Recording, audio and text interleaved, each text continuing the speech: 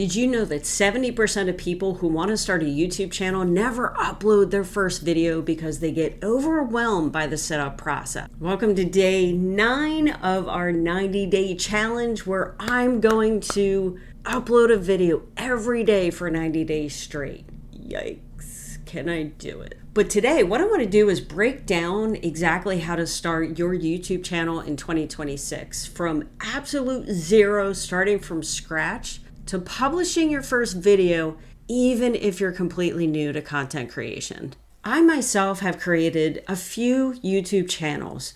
Most of them have flopped, but then I did have a couple that did have some success. But one thing that I noticed is I always complicated the process. I always thought that everything had to be perfect. I had to buy the most expensive equipment, or I just had to have the best editing. And the truth is, you can set up a YouTube channel in the afternoon if you follow the right steps. Today, what I'm going to do is give you my complete beginner's guide to starting a YouTube channel in 2020. The exact checklist I wish someone had given me when I started.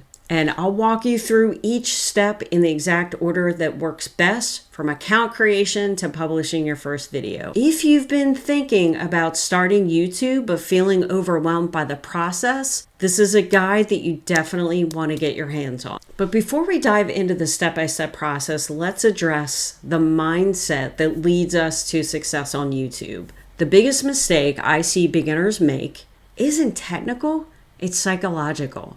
They believe that they need to have everything perfectly figured out before uploading their first video. Heck, even after I upload 10 or 20 or 30 videos, I still think I need to be perfect. That's not the case. If you try to be perfect, this leads to paralysis, meaning you wind up not doing anything.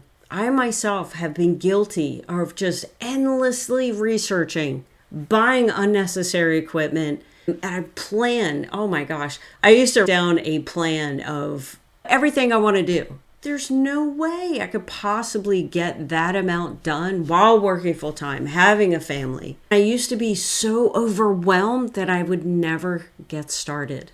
By the time I was actually ready to start publishing and uploading a video, I was way too exhausted and intimidated to even start. The successful creators take the opposite approach. They start with the basics, publish their first videos quickly, and improve as they go. They understand that YouTube is a skill developed through practice, not preparation. We'll focus on the essential steps to getting your channel live and your first video published.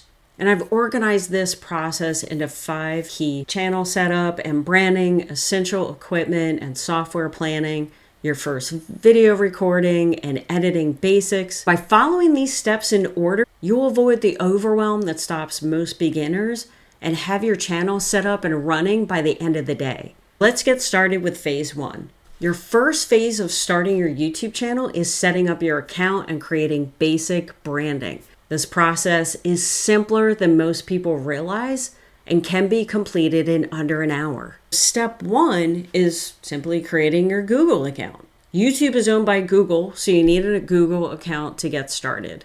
If you already have a Gmail address, you can use that account if you want. If not, just go to google.com, click sign in, then create account to set one up. I do recommend creating a dedicated Google account for your YouTube channel instead of using your personal account, simply because sometimes you might lose your channel and you just don't want to mix personal and business together. 2 is simply creating your YouTube channel. Once you're signed in, go to YouTube, click on your profile at the top right corner, simply select create a channel from the drop-down menu. Step 3 is choosing your channel name. Your channel name should be memorable and easy to spell, relevant to your content. If you are using other social media platforms, you want to make it available and try to make it similar to those, if not the exact same. Don't worry about this because you can always change it later. I think you can change your name every 14 days. So if you're stuck, just put anything. Now, step number 4 is just completing your basic channel branding. This includes your channel icon, could be your logo or professional headshot. Your channel banner. This is the large image at the top of your channel page. Next, focus on your channel description, which is a brief overview of what the viewers can expect. Don't think too much about this because all these things can be changed. If you want to create a channel banner, you can use an application called Canva, C-A-N-V-A. There is a free version of that, and you can create your channel banner using that. For your channel icon, just a simple headshot with good lighting against a clean background works perfectly for personal brand. For a topic-focused channel, a simple logo works as well. And your banner could include your channel name, a tagline that kind of explains what your focus is. Keep it clean and readable on all devices, because what happens is when you try to upload your channel banner, YouTube, and I do recommend doing this on a PC because the PC will tell you and show you how it will look in all devices, whether someone's looking at it on a phone or a PC or maybe a TV. And you want to make sure that the banner makes sense on all three platforms. Step 5 is a channel trailer. I'm going to be honest with you, I always forget to do this, but it's definitely not mandatory to start, and it's definitely not mandatory to have success, but it's definitely highly effective. It's simply a 30 video that explains what your channel offers and why viewers should subscribe. It gives new viewers a quick understanding of your value and what you have to offer. The key to this channel setup is to keep it simple but professional. Of course, don't get stuck trying to create the perfect banner or logo, because you can always update these elements as your channel evolves. The goal is to create a clean, professional foundation that you can build upon. Again, use Canva, canva.com. It's free. You know what you can do? You go to the search bar in Canva and you type in YouTube channel banner, and it gives you sample banners that you can literally use the template and just change your name. Just get something up there for now. Phase 2, equipment. Look, I'm going to be honest with you. This is not my specialty at all. You'll definitely need to reference other YouTube videos for this one, but it's great news because you definitely need far less than most beginners assume in order to create high quality content. There are people out there on YouTube going viral right now, just using their phone. No editing, no special craziness. You know, what works is people being authentic. And that's what's really cool. I myself, I have my iPhone. I actually have a laptop camera. It's not anything too fancy. And I do have editing software that does a lot of the heavy lifting for me. I don't have the patience to edit videos. I really don't. Again, for video recording, all you need is an iPhone. Just make sure you have a tripod of some sort to keep the phone steady. Unless obviously you're doing maybe a walking video outside, that's different, but get a tripod so it stays steady. If you are using your iPhone, make sure you position it landscape mode, because this is the proper formatting for YouTube. Most phones are pretty good with audio. You can also get a lavalier microphone that plugs directly into your smartphone. I actually have one right here. I think I got this on Amazon for $15. I haven't used it yet because I haven't been doing videos on my iPhone yet, but I will. One of these days, I will definitely do that. For my microphone, I actually have a HyperX microphone. It's pretty cool. I got that for Christmas one year, and I like it. It looks really cool. If you don't want to spend money on a microphone, the editing software I use, it'll make your sound quality improve so much just by pressing a button. I forgot to turn on my microphone, so I was using my laptop microphone, which obviously isn't that good. But because I have the editing software that I have, and I'll put a link in the description below if you want information on that, it's pretty cool because you press a button and magically the audio is so much better. Poor audio will cause viewers to click away faster than almost anything else. So just keep that in mind. If it's a matter of, do you want your video to look good or have great audio? You definitely want the great audio. Now for lighting, natural lighting is your best free option, which is why I tend to do my videos when the sun's out and during the day. But if natural lighting isn't available, a simple ring light off Amazon definitely is a great option. Now for editing, you have a ton of options. Smartphones, you can use CapCut, and they all have free versions. On a PC, you can use DaVinci Resolve, and there's also Wondershare. Now for my editing right now, I'm using Descript, which I pay for, but for me, it saves so much time. Next, thumbnails. Canva is a great option to use to create them. And again, free version, providing you need to create professional looking thumbnails. You can use templates that are already created and just modify them. And you know what? As your channel grows, you can invest in better equipment or not. But just know you don't need anything expensive to get started. The third phase is planning your first video, and this is where many beginners get stuck. Here's an approach that you could use to get started without overwhelming you. First thing you want to do is choose a topic that meets these 3 criteria. Something that you're knowledgeable and comfortable talking about, something people are actively searching for information about, and something that you can clearly explain in a single video in 10 minutes or less. For your first video, I recommend creating a how-to or tutorial style video. These tend to perform well for new channels because they serve with a clear purpose and attract viewers with specific questions. And they're also a little easier to structure than most other content. If your channel is all about entertaining people, like funny videos or stuff like that, or like funny animal videos, then obviously this approach isn't going to work well for you.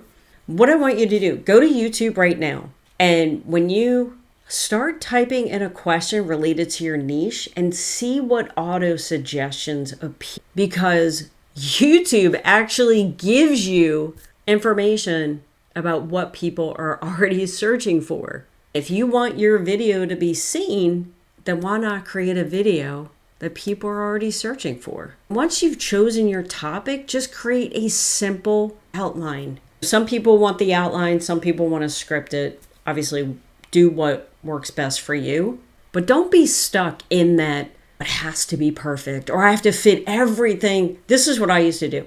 I used to think that as I was writing my script, I would be like, oh, I got to add this. My 10-minute video would then turn into 60 minutes or like a complete other video. Just the overwhelm was crazy. Here's a simple structure that hopefully will help so you don't fall into the same trap that I used to fall into. First thing, what you want to do is have a hook. This is going to be 15, 30 seconds. State the problem you're solving and why it matters. Next, you should have an introduction, briefly introducing yourself, establish credibility, but don't make it too long.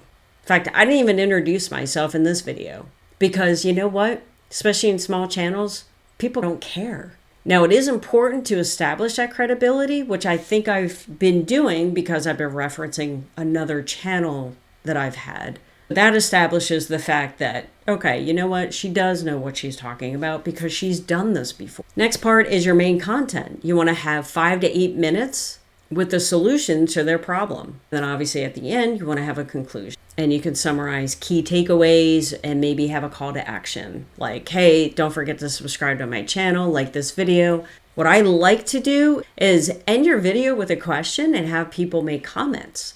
Like, hey, if this helped you, what other topics do you want me to talk about? Let me know in the comments. What you want to do is keep your first video between 7 to 10 minutes, because this is long enough to provide real value, but short enough to maintain viewer interest and can be manageable for you to create. Now for your script, you have 3 options. Number 1, you can write the script word for word. And this is best for beginners that are nervous about forgetting stuff.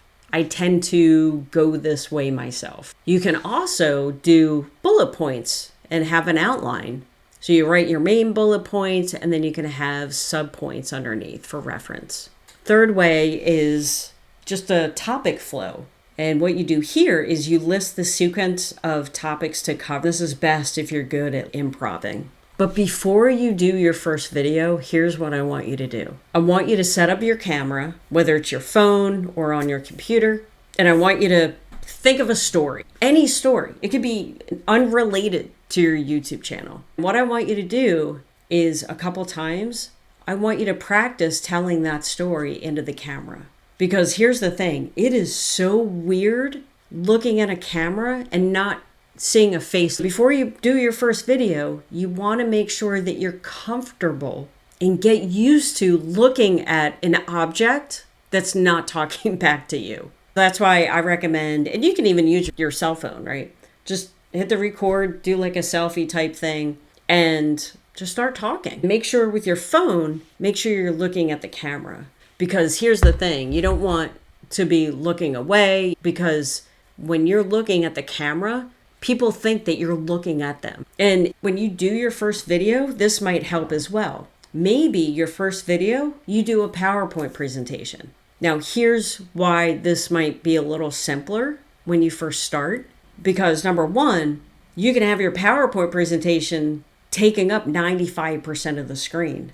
So you're only like a little box in the corner. You can choose to do the PowerPoint presentation and have you not even show your face at all. You can definitely do that. But I do recommend for your first couple, you definitely want to show your face so people know that you're a real person, and it just builds credibility and trust a lot quicker.